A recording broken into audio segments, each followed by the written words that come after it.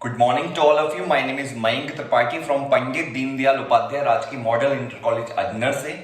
मैंने अपने chemical kinetics के लास्ट लेक्चर में आपको डिस्कस कराया था कि अभिक्रिया की दर को कितने लोग प्रभावित कर सकते हैं, मतलब the factors which affect rate of reaction, यानी अभिक्रिया की दर या अभिक्रिया की दर को प्रभावित करने वाले कारक।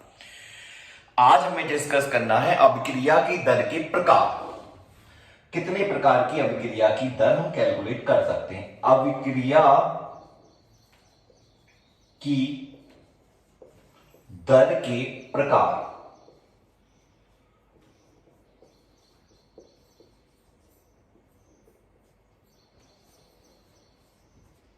अभिक्रिया की दर के प्रकार हमें डिस्कस करना है कि आखिर अभिक्रिया की दर कितने प्रकार की होती है।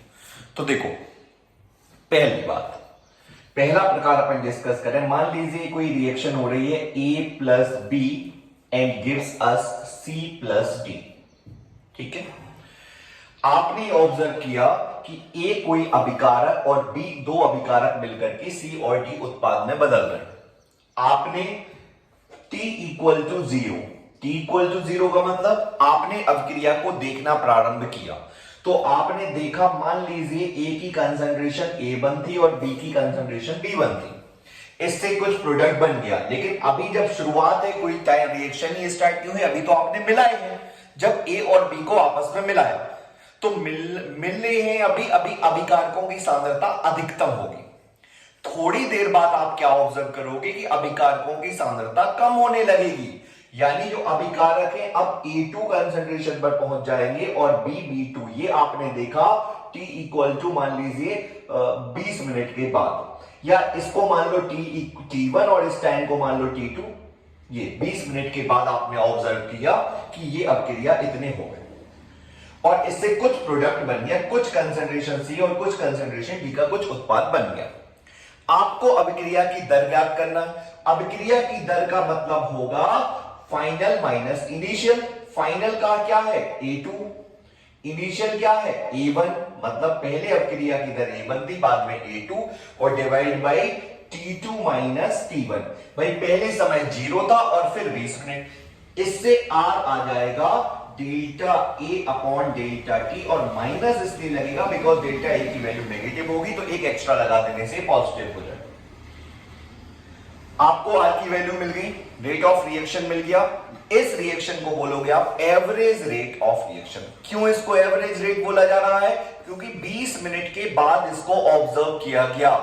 टोटल कंसंट्रेशन में कितना परिवर्तन हुआ, टोटल समय में कितना परिवर्तन हुआ, यानी इस रेट को हम बोलेंगे एवरेज रेट ऑफ रिएक्शन। औसत दर, अभिक्रिया की औसत दर। ये क्या है? अभिक्रिया की औसत दर। अभिक्रिया की औसत दर, औसत दर। दूसरा देखिए अपन, हमें चाहिए तात्क्षणिक, तात्क्षणिक दर। तात्क्षणिक दर का मतलब होता है इंस्टेंटेनियस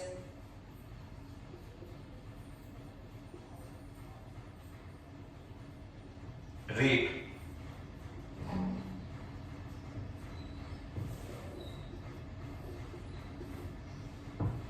इंस्टेंटेनियस रेट का मतलब क्या होता? इंस्टेंटेनियस रेट का मतलब ये होता है कि 10 में एक पर्टिकुलर इंस्टेंट पर, मतलब एक क्षण में जब आपने उसको ऑब्जर्व किया तब उसका वेग कितना था, किस दर से अभिक्रिया हो रही थी। मान लीजिए आपने 5 मिनट बाद आए और एकदम से देखा कि अरे ये तो 4 कंसंट्रेशन इन 1 सेकेंड हो रहा, या 4 कंसंट्रेशन इन 2 सेकेंड हो रहा, यानी 4 यूनिट कंसंट्रेशन चेंज हो रही है 2 मिनट में।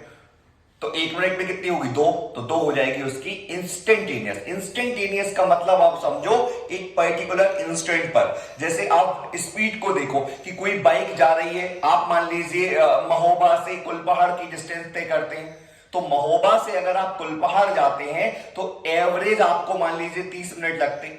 तो क्या आपने गाड़ी जो भी डिस्टेंस है, मान लीजिए 30 किलोमीटर ही डिस्टेंस है, तो क्या आपने जो गाड़ी चलाई वो 1 किलोमीटर 1 मिनट में चलाई? नहीं। हो सकता आपने आगे जाके पान खाने लगे हो सकता आप जाके टॉफी खाने लगे हो सकता आप कुछ देर बाद किसी से बातें करने लगे हो। आपको इनिशियल टाइम और फाइनल टाइम कितना लगा वो कहलाएगा आपका एवरेज स्पीड की। आप एवरेज, हो सकता आपने गाड़ी कहीं पर 60 की स्पीड से भी चलाई हो और कहीं पर 5 की स्पीड से भी चलाई हो, कहीं पर 0 की स्पीड से चलाई हो तो कहीं 80 की स्पीड से, लेकिन आपको कितना ओवरऑल टाइम लगा वो और कितनी दूरी तय करी वो कहलाएगी आपकी एवरेज स्पीड। उसी तरह से रिएक्शन का हो सकता है रिएक्शन शुरुआत में फास्ट हो, फिर स्लो हो जाए, फिर फास्ट हो जाए।